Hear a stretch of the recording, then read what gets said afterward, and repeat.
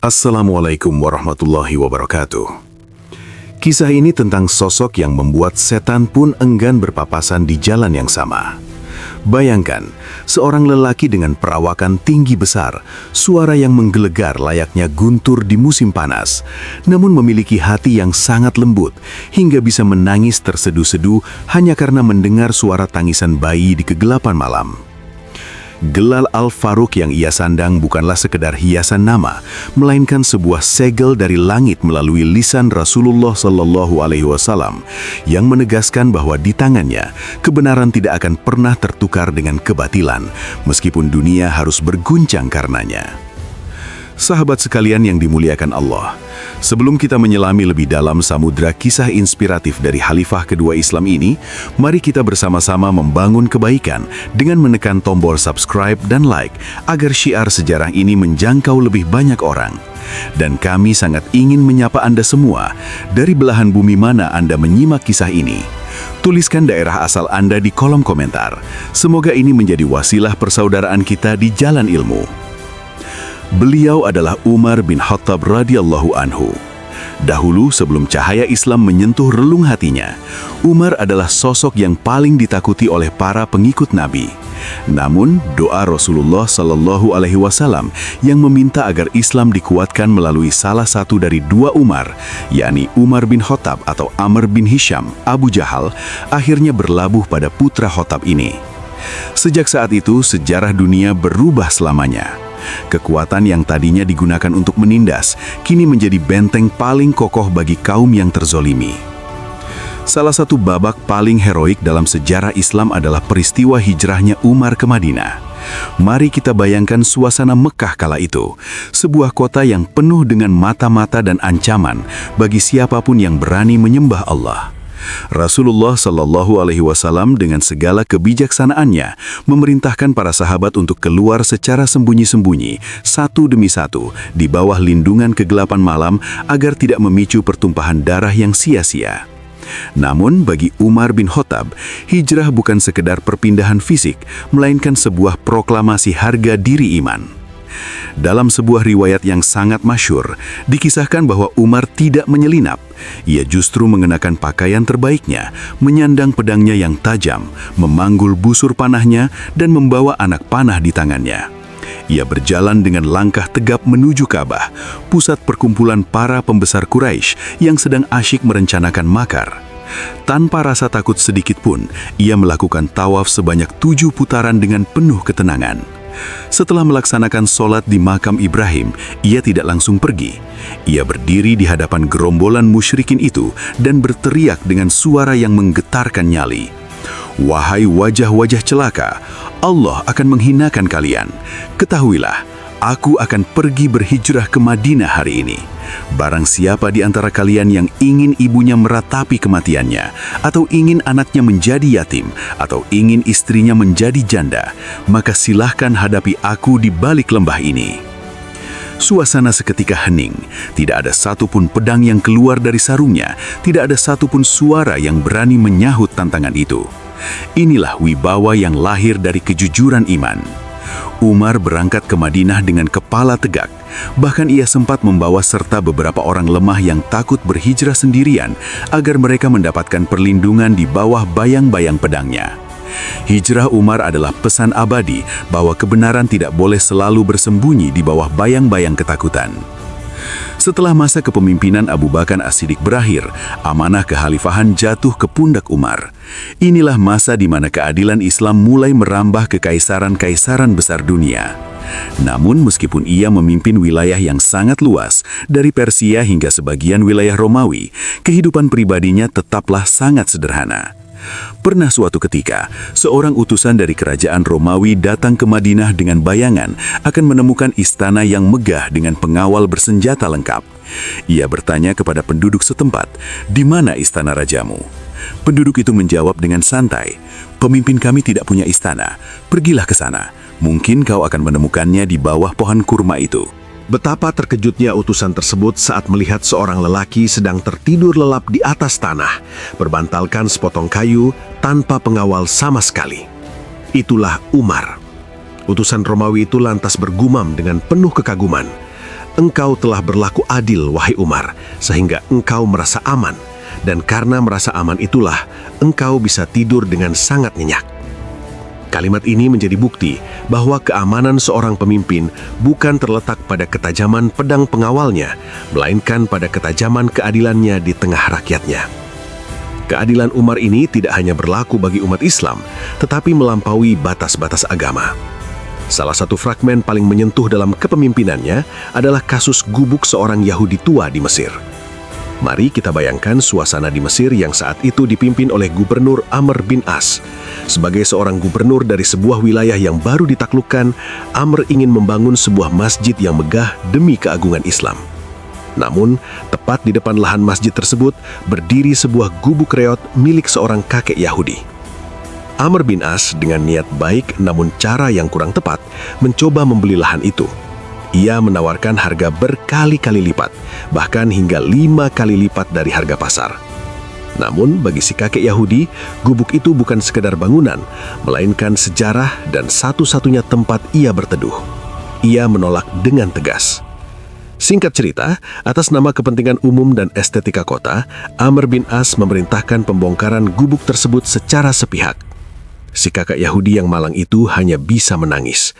Di tengah keputusasaannya, ia mendengar bahwa di Madinah ada seorang pemimpin tertinggi yang sangat adil bernama Umar.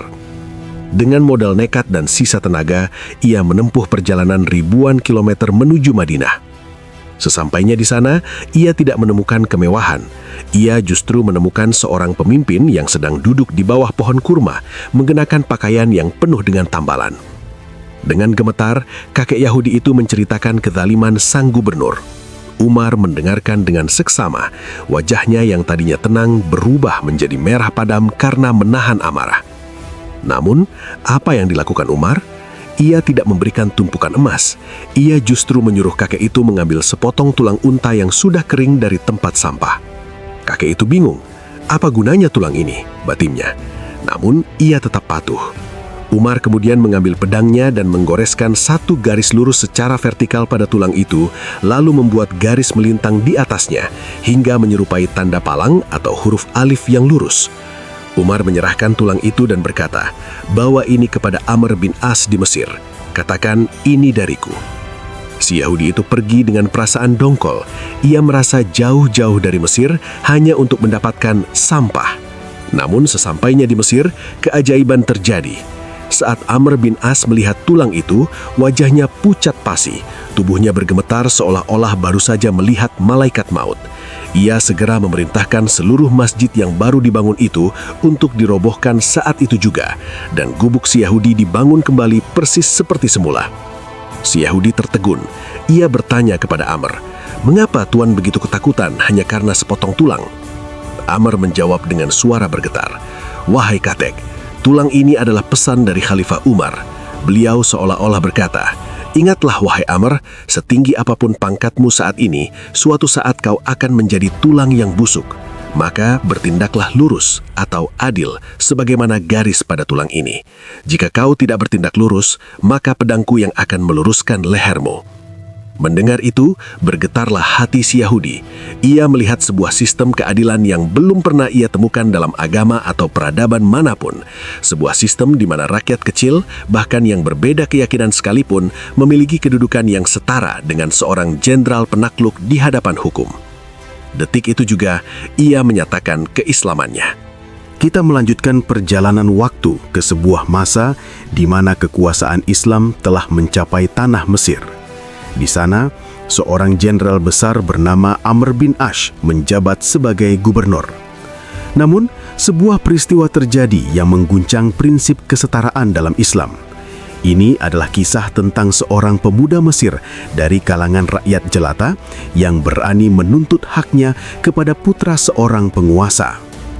Suatu hari di Madinah, di tengah teriknya matahari, seorang pemuda Mesir datang dengan nafas terengah-engah menghadap Khalifah Umar bin Khattab radhiyallahu anhu. Wajahnya menunjukkan perpaduan antara kemarahan dan harapan yang besar akan keadilan. Ia mengadu bahwa dirinya telah dizolimi oleh putra Amr bin As. Dalam sebuah perlombaan pacuan kuda yang sangat sengit, pemuda Mesir ini berhasil memaju kudanya dengan lebih cepat dan menyalip kuda putra sang gubernur. Namun, bukannya mendapatkan apresiasi, pemuda itu justru mendapatkan sabetan cemeti di wajah dan pundaknya. Sambil mencambuk, putra Amr bin Ash itu berteriak dengan penuh kesombongan, "Ambil cambukan ini, aku adalah putra bangsawan, aku adalah putra dari orang yang paling mulia di negeri ini." Pemuda Mesir itu mencoba mencari keadilan di Mesir, namun ia justru diancam akan dipenjara karena berani melawan keluarga gubernur. Maka dengan sisa keberaniannya, ia melarikan diri dan menempuh perjalanan jauh ke Madinah demi menemui sang Amirul Mukminin. Mendengar pengaduan itu, Umar bin Khattab radhiyallahu anhu tidak langsung meledak dalam amarah yang serampangan. Beliau adalah pemimpin yang mengedepankan tabayun atau klarifikasi. Beliau segera menulis surat resmi kepada Amr bin Ash yang isinya sangat singkat namun tegas. "Apabila surat ini sampai ke tanganmu, datanglah engkau bersama putramu ke Madinah pada musim haji tahun ini." Bayangkan ketegangan yang terjadi saat musim haji tiba. Di hadapan ribuan jamaah, Umar bin Khattab radhiyallahu anhu memanggil pemuda Mesir tersebut dan mendudukkannya di samping Amr bin Ash serta putranya yang tampak tertunduk lesu. Umar bertanya kepada putra Amr bin Ash, "Apakah benar engkau telah melakukan ini?" Dan pemuda itu pun tidak bisa mengelak karena bukti dan saksi sudah terpampang nyata. Detik itu juga, Umar menyerahkan sepotong cemeti kepada si pemuda Mesir dan berkata dengan suara yang menggetarkan bumi, "Cambuklah putra bangsawan itu sebagaimana ia mencambukmu." Di hadapan halayak ramai, pemuda Mesir itu membalas setiap cambukan yang pernah diterimanya. Setelah selesai, Umar bahkan berkata, "Sekarang, arahkan cemeti itu ke kepala Amr bin Ash karena putranya berani berbuat zolim karena merasa memiliki kekuasaan ayahnya." Namun pemuda Mesir itu menjawab dengan bijak bahwa ia sudah merasa cukup dengan membalas orang yang menyakitinya. Saat itulah Umar bin Khattab radhiyallahu anhu mengeluarkan kalimat yang kemudian diukir dengan tinta emas dalam sejarah hak asasi manusia sedunia. "Wahai Amr, sejak kapan engkau memperbudak manusia, padahal ibu-ibu mereka melahirkan mereka dalam keadaan merdeka?" Percakapan ini menjadi tamparan keras bagi siapapun yang merasa bahwa jabatan adalah alat untuk menindas mereka yang lemah. Keadilan di tangan Umar tidak memandang gelar bangsawan atau kedekatan politik. Berlanjut ke kisah selanjutnya yang tak kalah menyentuh, yaitu tentang nurani seorang hakim saat menghadapi hukum pidana di masa paceklik. Dalam hukum Islam, kita tahu bahwa hukuman bagi pencuri adalah potong tangan jika syarat-syaratnya terpenuhi. Namun, di tangan Umar bin Khattab radhiyallahu anhu, hukum bukanlah alat pemuas dahaga hukuman, melainkan instrumen untuk menegakkan martabat manusia. Suatu ketika, dua orang pelayan kecil ditangkap karena mencuri seekor unta milik seorang pria Badui dari suku Muzainah. Saat mereka dibawa ke hadapan Umar, kondisi mereka sangat memprihatinkan. Tubuh mereka kurus kering, tulang pipinya menonjol, dan mata mereka tampak kuyu karena kelaparan yang sangat hebat. Di sisi lain, pemilik unta menuntut agar hukum potong tangan ditegakkan sesuai syariat. Umar memandang kedua bocah itu dengan tatapan yang sangat dalam. Beliau bertanya, "Mengapa kalian mencuri?" Dengan gemetar, salah satu dari mereka menjawab, "Wahai Amirul Mukminin, kami sangat lapar. Musim paceklik ini telah menghisap seluruh tenaga kami dan majikan kami tidak memberi kami makan yang cukup." Umar kemudian memanggil majikan kedua pelayan tersebut, yang ternyata adalah seorang sahabat Nabi bernama Hatib bin Abi Baltah. Disinilah letak kejeniusan hukum Umar. Beliau berkata kepada Hatib, "Hampir saja aku menjatuhkan hukuman potong tangan kepada mereka. Namun sekarang aku sadar bahwa engkaulah yang sebenarnya pantas dihukum. Engkau mempekerjakan mereka, namun engkau membiarkan mereka kelaparan hingga mereka terpaksa mencuri untuk menyambung nyawa." Umar kemudian menjatuhkan vonis yang sangat mengejutkan. Beliau membebaskan kedua pelayan itu dari hukuman potong tangan karena kondisi darurat kelaparan. Sebaliknya, Umar mendenda Hatib bin Abi Baltah untuk membayar 2 kali lipat harga unta tersebut kepada pemiliknya sebagai bentuk kelalaian atas kesejahteraan bawahannya. Umar mengajarkan kepada dunia bahwa sebuah hukum tidak bisa tegak dengan adil jika kebutuhan dasar manusia, yaitu pangan, belum terpenuhi oleh negara dan para pemberi kerja. Ketegasan Umar dalam hal perut rakyat ini memang tidak main-main. Beliau sering berkata, "Demi Allah, seandainya ada seekor keledai yang terperosok di jalanan Irak karena jalannya rusak, aku takut Allah Subhanahu wa Ta'ala akan menanyakannya kepadaku di hari kiamat nanti, 'Wahai Umar, mengapa tidak engkau perbaiki jalan untuknya?' Jika seekor hewan saja menjadi beban pikiran sang khalifah, apalagi nyawa dan martabat manusia." Kisah-kisah ini menunjukkan bahwa di balik jubah kasarnya yang penuh tampalan, Umar bin Khattab radhiyallahu anhu memiliki sistem saraf yang sangat sensitif terhadap penderitaan rakyatnya. Beliau tidak ingin menjadi pemimpin yang kenyang sendirian di saat rakyatnya mengganjal perut dengan batu. Inilah esensi kepemimpinan yang sesungguhnya. Kekuasaan adalah beban, bukan kesenangan. Setelah memberikan keputusan yang luar biasa mengenai para pelayan yang mencuri karena kelaparan, Umar bin Khattab radhiyallahu anhu memberikan pesan mendalam kepada Hatib bin Abi Balta'ah. Beliau menegaskan bahwa dalam sebuah tatanan masyarakat yang beradab, kriminalitas seringkali merupakan cerminan dari kegagalan sistemik dalam distribusi kesejahteraan. Dengan mewajibkan majikan membayar denda 2 kali lipat, Umar ingin memberikan pelajaran bahwa tanggung jawab ekonomi berada di pundak mereka yang memiliki harta. Beliau tidak ingin hukum hanya tajam ke bawah kepada mereka yang lapar, sementara mereka yang berkecukupan abai terhadap hak-hak dasar para pekerjanya. Sisi kemanusiaan Umar ini juga terpancar dalam bagaimana beliau memandang hak-hak seorang anak.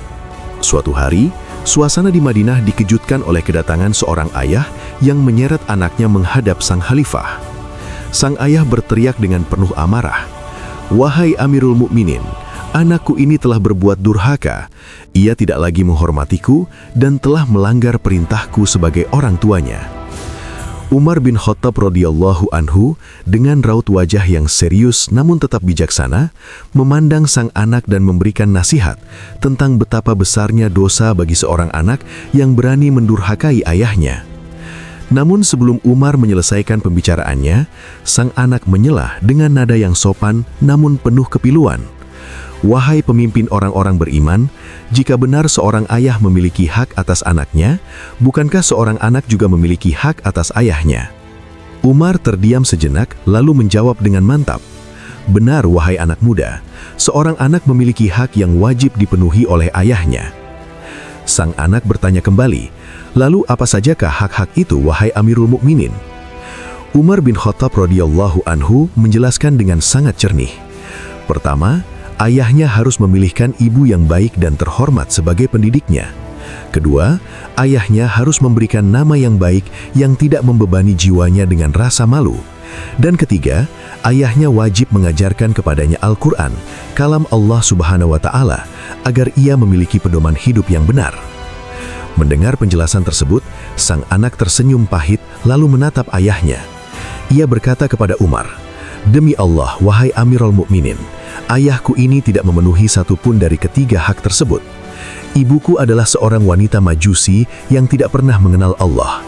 Ayahku memberiku nama Ju'al yang berarti seekor kumbang kotor yang sering berguling di kotoran ternak. Dan yang paling menyedihkan, ayahku tidak pernah mengajarkan satu huruf pun dari Al-Quran kepadaku." Seketika itu juga wajah Umar bin Khattab radhiyallahu anhu berubah drastis. Beliau menoleh kepada sang ayah dengan pandangan yang sangat tajam dan penuh peringatan. Beliau berkata, "Engkau datang kepadaku mengadukan kedurhakaan anakmu, padahal engkaulah yang telah mendurhakainya terlebih dahulu sebelum ia mendurhakaimu.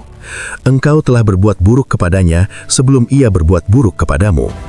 Pergilah, jangan mengadu kepadaku atas hasil dari benih buruk yang engkau tanam sendiri." Kisah ini memberikan pelajaran bagi kita semua bahwa kepemimpinan dimulai dari unit terkecil yaitu keluarga. Umar mengingatkan bahwa hubungan antara manusia dalam Islam bersifat timbal balik. Tidak ada ketaatan yang mutlak jika hak-hak dasar tidak dipenuhi. Narasi ini juga membuktikan bahwa Umar adalah sosok yang sangat objektif. Beliau tidak secara membabi buta membela sesama orang tua, melainkan berdiri di pihak yang benar meskipun itu adalah seorang anak muda. Kepribadian Umar yang sangat menjaga kehormatan manusia juga terlihat dalam kisahnya saat menangani seorang ayah yang merasa malu karena masa lalu anak perempuannya. Dikisahkan ada seorang pria yang menghadap Umar dengan hati yang gundah. Di masa jahiliyah, pria ini pernah mencoba mengubur putrinya hidup-hidup, sebuah tradisi keji yang lazim dilakukan bangsa Arab kala itu. Namun di tengah proses penguburan, hatinya luluh dan ia menyelamatkan putri kecilnya.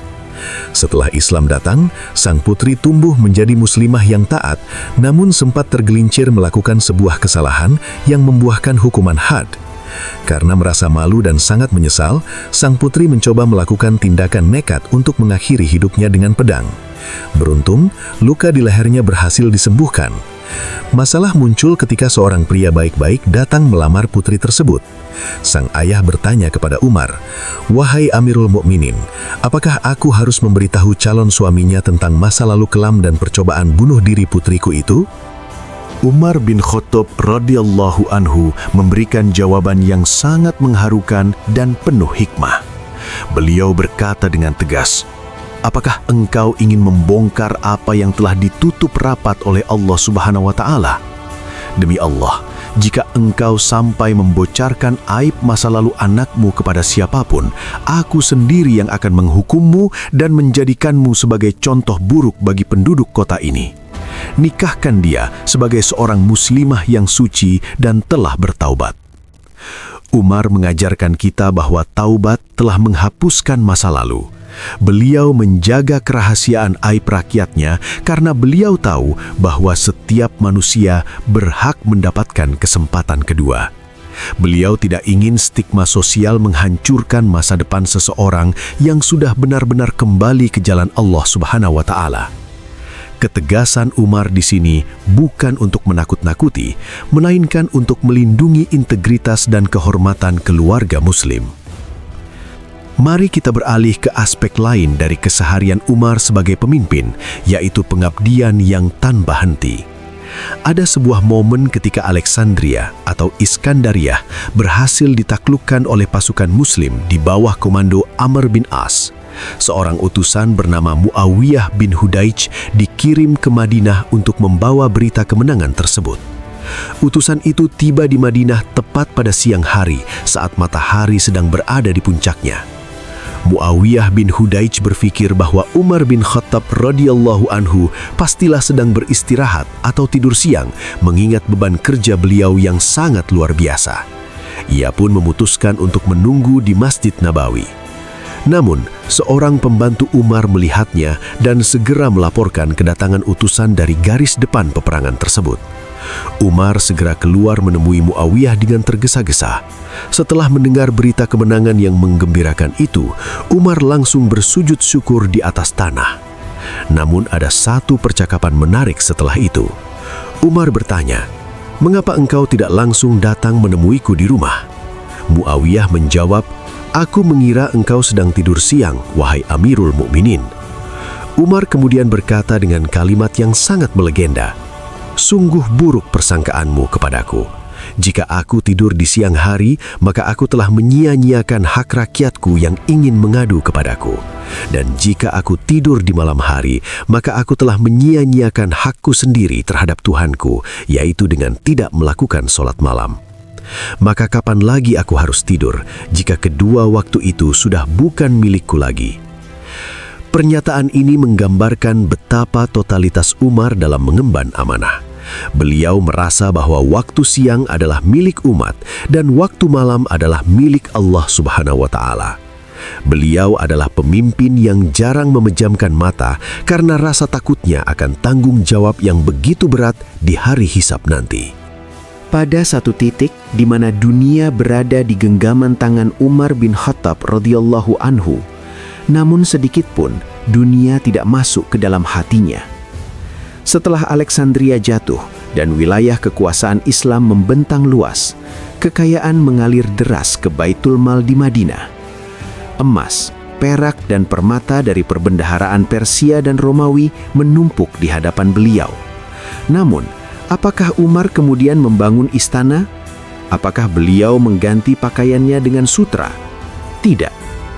Dalam sebuah riwayat yang sangat masyhur, Dikisahkan bahwa pakaian Umar bin Khattab radhiyallahu anhu memiliki tidak kurang dari 12 tambalan, dan salah satu tambalan tersebut terbuat dari kulit binatang yang kasar. Suatu ketika, para sahabat senior seperti Ali bin Abi Thalib radhiyallahu anhu dan Uthman bin Affan radhiyallahu anhu merasa iba melihat pemimpin mereka mengenakan pakaian yang sudah sangat usang. Mereka meminta putri Umar, Ummul Mukminin Hafsah radhiyallahu anha, untuk membujuk ayahnya agar mau mengenakan pakaian yang lebih layak dan memakan makanan yang lebih bergizi. Namun jawaban Umar sungguh menghancurkan hati siapapun yang mendengarnya. Beliau berkata kepada Hafsah dengan mata yang berkaca-kaca, "Wahai putriku, tidakkah engkau ingat bagaimana Rasulullah Shallallahu Alaihi Wasallam dan Abu Bakar As-Siddiq hidup? Demi Allah, aku tidak akan pernah mengubah pola hidupku. Kami bertiga ibarat 3 orang musafir yang sedang menempuh jalan yang sama. Teman pertamaku, Rasulullah, telah sampai ke tujuan, lalu diikuti oleh teman keduaku, Abu Bakar. Jika aku mengikuti gaya hidup mereka yang sederhana, maka aku berharap bisa berkumpul bersama mereka di akhirat nanti. Namun jika aku memilih jalan yang mewah, niscaya aku akan tersesat dan tidak akan pernah menemui mereka lagi." Prinsip ini bukan hanya retorika.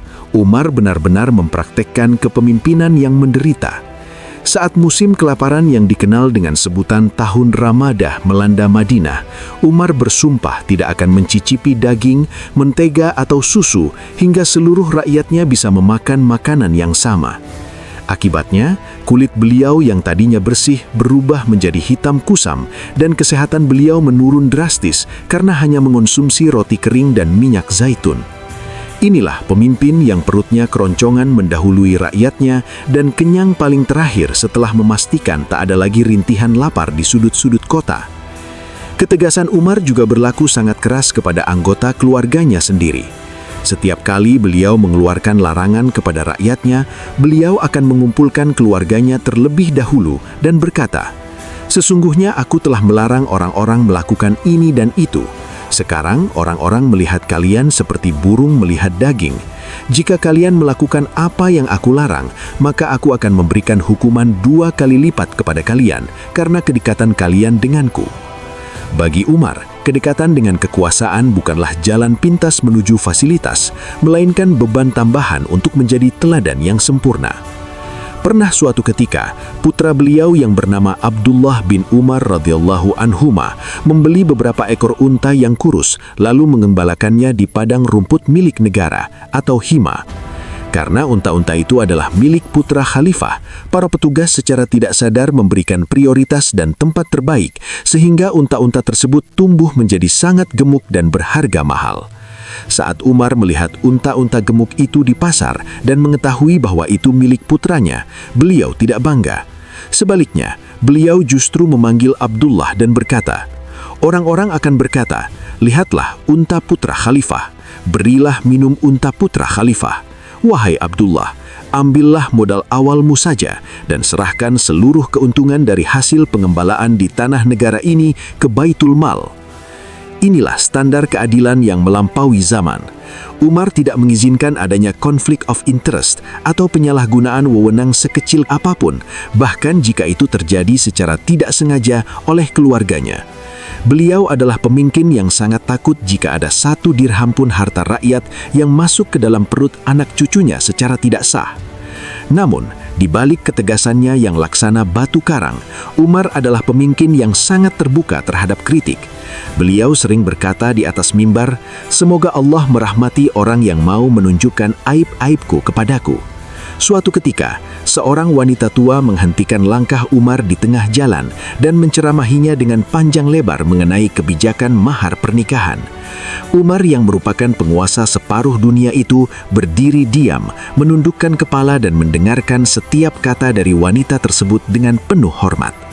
Ketika ditanya mengapa beliau begitu sabar mendengarkan wanita itu, Umar menjawab, "Bagaimana mungkin aku tidak mendengarnya, sedangkan Allah Subhanahu wa Ta'ala saja mendengar pengaduannya dari atas langit ke-7. Interaksi emosional antara Umar dan rakyatnya adalah bukti bahwa beliau memimpin dengan hati, bukan dengan tangan besi. Beliau adalah sosok yang memisahkan antara wibawa jabatan dan kesombongan pribadi. Beliau bisa sangat menakutkan bagi para tiran dan musuh Allah, namun beliau bisa menjadi sangat lembut dan patuh di hadapan kebenaran dari manapun sumbernya datang. Satu lagi kisah yang menambah kedalaman karakter beliau adalah saat beliau menolak untuk sholat di dalam gereja Makam Kudus di Yerusalem saat kota itu diserahkan kepada umat Islam. Beliau khawatir jika beliau sholat di sana, umat Islam di masa depan akan merampas gereja tersebut dan menjadikannya masjid dengan alasan Umar pernah sholat di sini. Ini adalah visi toleransi yang sangat jauh ke depan, menjaga hak ibadah umat lain, bahkan sebelum konsep toleransi modern digaungkan oleh peradaban Barat. Beliau adalah potret nyata bahwa kekuasaan tidak harus merusak jiwa, asalkan jiwa tersebut terikat kuat dengan rasa takut kepada Sang Pencipta. Setelah menyaksikan bagaimana Umar bin Khattab radhiyallahu anhu menegakkan keadilan bagi kaum Yahudi, membela rakyat jelata dari keangkuhan bangsawan hingga hidup dalam kesederhanaan yang ekstrem, kini kita akan melihat bagaimana Sang Al-Faruq mengakhiri pengabdiannya di dunia ini.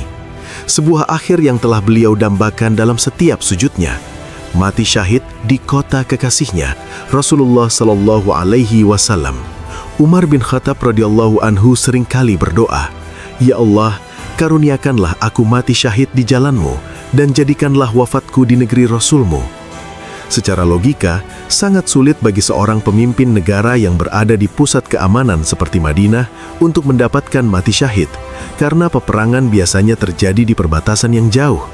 Namun bagi Allah Subhanahu wa Ta'ala, tidak ada yang mustahil untuk mengabulkan doa hamba yang tulus. Pada suatu pagi di bulan Zulhijjah tahun 23 Hijriah, saat fajar baru saja menyingsing, Umar bin Khattab radhiyallahu anhu berdiri di mihrab Masjid Nabawi untuk mengimami sholat subuh. Saat beliau baru saja bertakbir memuji kebesaran Allah, seorang budak Majusi bernama Abu Lu'lu'ah menyelinap di antara barisan jamaah. Dengan dendam kesumat yang membara terhadap kemenangan Islam atas Persia, ia menghujamkan belati bermata dua yang telah diolesi racun ke tubuh sang khalifah sebanyak 6 kali. Salah satu tikaman itu mengenai bagian bawah perut yang sangat fatal. Umar terjatuh, namun dalam keadaan bersimbah darah.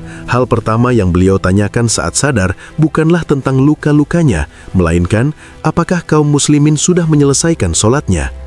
Bahkan di ambang kematian, kekhawatiran utamanya adalah tegaknya tiang agama umatnya. Ketika beliau mengetahui bahwa pembunuhnya bukanlah seorang muslim, beliau berucap syukur. Segala puji bagi Allah yang tidak menjadikan kematianku di tangan orang yang pernah bersujud kepada Allah, sehingga ia tidak bisa mendebatku di hadapannya dengan sujudnya itu. Di detik-detik terakhirnya, Umar mengirim putranya, Abdullah bin Umar, untuk menemui Ummul Mukminin Aisyah radhiyallahu anha. Umar berpesan, "Sampaikan salamku kepada Aisyah dan jangan katakan Amirul Mukminin, karena hari ini aku bukan lagi pemimpin kalian. Katakanlah Umar bin Khattab meminta izin untuk dikuburkan di samping kedua sahabatnya, Rasulullah dan Abu Bakar." Aisyah pun menangis dan mengizinkannya, padahal ia sendiri awalnya ingin dikuburkan di tempat itu. Maka wafatlah Sang Al-Faruq, meninggalkan duka yang mendalam bagi seluruh cakrawala Islam. Warisan Umar bin Khattab radhiyallahu anhu tidaklah berupa tumpukan harta bagi keturunannya, melainkan sebuah fondasi peradaban yang tak tergoyahkan. Beliau adalah orang yang pertama kali memprakarsai penanggalan Hijriyah, mengumpulkan orang-orang untuk sholat tarawih berjamaah, membentuk departemen kepolisian, membangun jaringan pos, hingga menciptakan sistem pensiun bagi lansia dan jaminan sosial bagi bayi yang baru lahir. Di bawah kepemimpinannya, Islam bukan hanya sebagai sebuah keyakinan di dalam masjid, melainkan sebuah sistem kehidupan yang mampu mengayomi 2/3 wilayah dunia dengan penuh keadilan. Umar adalah bukti nyata bahwa kekuatan fisik yang besar, jika dipadukan dengan ketakwaan yang mendalam, akan melahirkan rahmat bagi alam semesta. Beliau adalah sosok yang paling keras terhadap dirinya sendiri, namun paling lembut terhadap rintihan rakyat yang kelaparan. Beliau adalah pemimpin yang tidak tidur agar rakyatnya bisa tidur nyenyak, dan beliau adalah penguasa yang memposisikan dirinya sebagai pelayan bagi umat manusia. Kisah-kisah yang kita bahas dari awal hingga akhir ini adalah cermin bagi kita semua. Bukan hanya bagi mereka yang memegang jabatan di pemerintahan, tetapi bagi setiap kita yang merupakan pemimpin, minimal bagi diri sendiri dan keluarga kita. Dari Umar kita belajar tentang integritas, tentang bagaimana menutup aib sesama, tentang bagaimana memberikan hak kepada anak, dan tentang bagaimana berdiri tegak membela kebenaran tanpa pandang bulu. Semoga kita semua dikumpulkan bersama Rasulullah SAW, Abu Bakar As-Siddiq radhiyallahu anhu, dan Umar bin Khattab radhiyallahu anhu di jannahnya kelak. Amin ya rabbal alamin. Wassalamualaikum warahmatullahi wabarakatuh.